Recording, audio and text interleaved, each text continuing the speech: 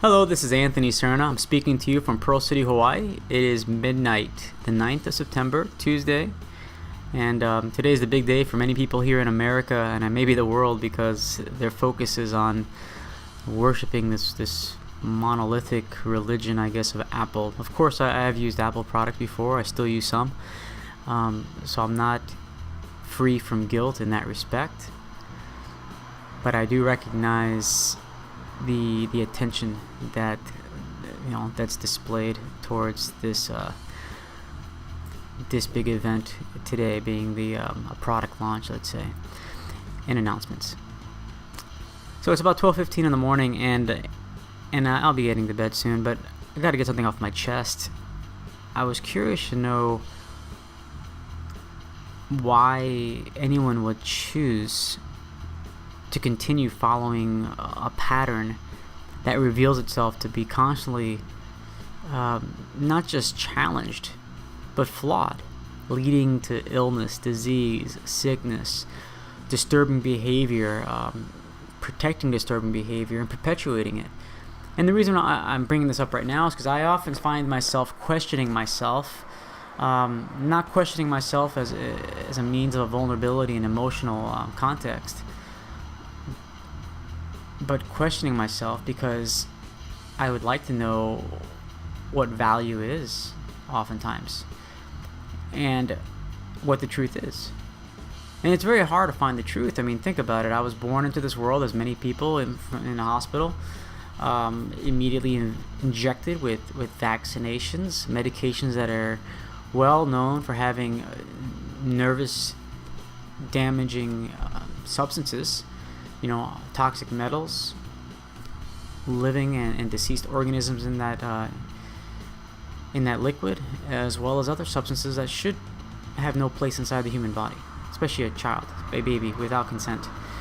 And so that's an example. I mean, there's a lot of other examples of how I myself have suffered without my consent attacks. A lot of us are continuously. As an example, every time if someone were to consume water, whether taking a shower, taking a bath, washing their hands, whatever it is, and if their water is fluoridated without their knowledge especially, the fluoride is going to affect the balance of iodine in your body. It's going to affect your thyroid. There's so many things that I've learned not to live in a plastic bubble or whatever word you want to use, but just opportunities to just remove some of those layers and go, well, can I live without something, and so forth. I was born into a family that we practiced Roman Catholic religion, and we went to that school, and a lot of the belief system was rooted, in that method. Let's fast forward. I live without that belief system, and I'm alive. I don't need it. It's unnecessary. And if it's unnecessary, could it very well be an obstruction, a distraction, a poison, a toxicity? Absolutely.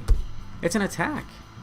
What I've learned is the more I remove things I don't need out of my life, the more liberated I feel.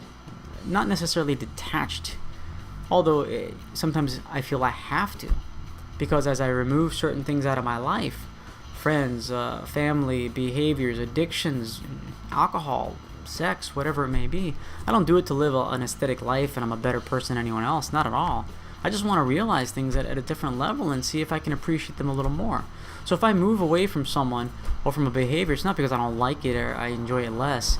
It's just like when I stopped eating meat. I didn't stop eating meat because I stopped liking it. I stopped because I was curious to know, well, can I live without it? And if I can live without it, I was tempted to go, well, let me enjoy it more if I put it aside for a while. Same with alcohol. What I found out is the more time that was spent away from that substance or the behavior, the less I wanted it. And then when I did consume it, I was repulsed by it. Like, how could I have ever eaten that? And that's the same with religion, politics, faiths, sports, ideas. And that's the purpose of this, this video here, just for myself to remind me, what is truth? Well, truth is the removal of that which is not true. It's like love. What is love? For me, love is the removal of that which is not love. Health, remove that which is not health. Same with nutrition, nourishment, and so forth. If it doesn't feed me, then I don't put it in my body. Because if it doesn't feed me, then it just does the opposite. It just poisons me. You don't have to drop dead in order for it to be not good for my body. You can do all the crystal meth, heroin, cocaine, marijuana, alcohol, whatever. It's not going to make you drop dead sometimes. It doesn't mean that should be in your body, but we still do it anyway. So that's the purpose of this video. Just remind yourself, what is truth? Remove the stuff that's not truth.